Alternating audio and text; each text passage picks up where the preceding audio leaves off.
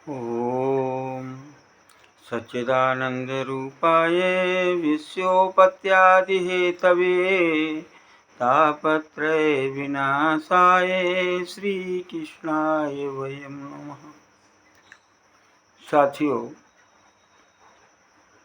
आइए 1 2 3 4 मिनट के लिए हम लोग फिर चिंतन कर लें। चिंतन तो जब परंपरा पड़ जाती है, आदमी हैबिचुअल हो जाता है, आदत पड़ जाती है, तो दिन रात चिंतन होता रहता है। और ये आदत हम लोगों को स्वतः डालनी पड़ेगी। जब संसार में कर्मों के बंधनों में बंधा हुआ व्यक्ति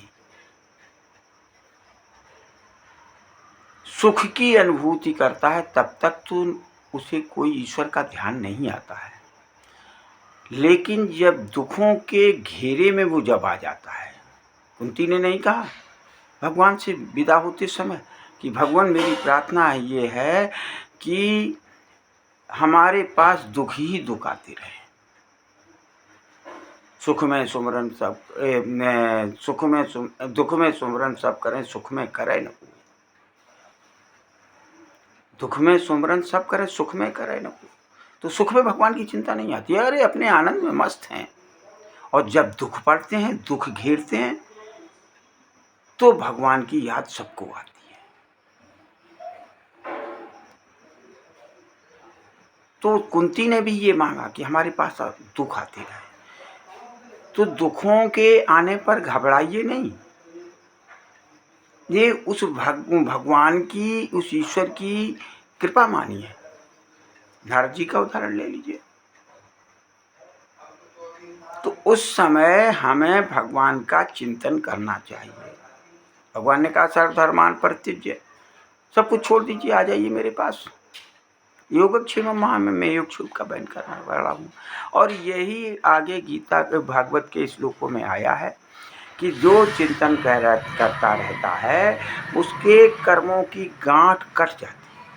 इसका मतलब ये नहीं कि जो पूर्व में आप कर्म कर चुके हैं उनका भोग नहीं मिलेगा, लेकिन आगे कर्म जो है वो अच्छे होने लगते हैं। जब ईश्वर का चिंतन करोगे, मार्ग प्रशस्त करने वाला ईश्वर होगा,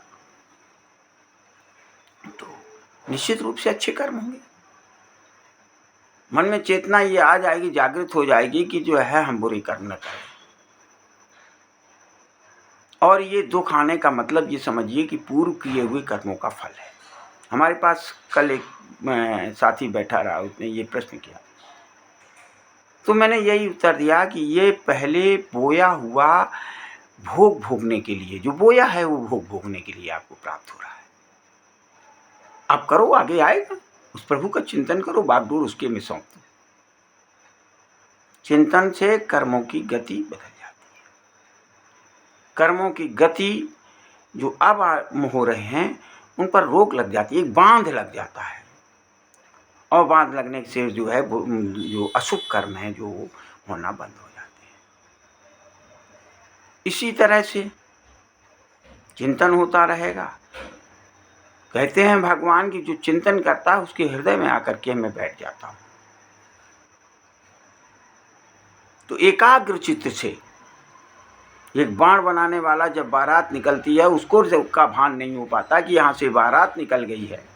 लोग पूछने वाले पूछते हैं कि क्या बारात यहाँ से निकल गई, तो वो नहीं बता पाता कि बारात निकल गई कि नहीं निकल गई। तो उसका जब भान नहीं होता है तो एकाग्र चित्त होकर के चिंतन करिए, भजन करिए। और भजन करने से वातावरण जो है पूरा शुद्ध हो जाता है। तो उससे प्रभु आ जाएंगे, और प्रभु के आने फिर अशुभ कर्म होने का कोई सवाल ही नहीं। तो आइए हम लोग इतने ही आज करें कि भगवान का कीर्तन जरूर करें, और जितना हो सके वो जोर जोर से आवाज़ में करें, और ध्यान करें, चिंतन करें एकाग्र होकर के। हरि शरणम, हरि शरणम, हरि शरणम।